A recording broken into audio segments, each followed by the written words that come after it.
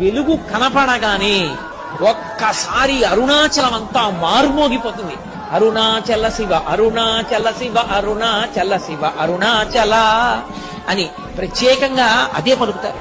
ఆ 4 నామాలు పలుకుతారు. అరుణాచల శివ అరుణాచల శివ అరుణాచల శివ అరుణాచల. ఆ నామం ప్రతిధ్వనించిపోతుంది, దిక్కులు మారుమోగిపోతాయి నామం. అప్పుడు అక్కడ జ్యోతి వెలిగించగానే ఇంటింటా జ్యోతులు.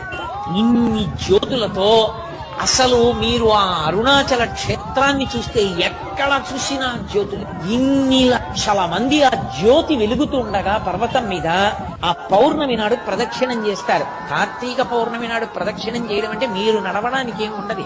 మీరు అంగుళం ఖాళీ వస్తే కాలు కదుపుతూ వెడుతూ ఉండడమే అంతే. అలా తిరుగుతారు. అసలు అది జనం ఇలా ఇలా నడుస్తూ ఆ గిరి చుట్టూ తిరిగే స్థితిని చూడడం సార్ అంత అద్భుతంగా ఉంటుంది. కొండంతా జనంతో నిండిపోతుంది. అంత పెద్ద జ్యోతి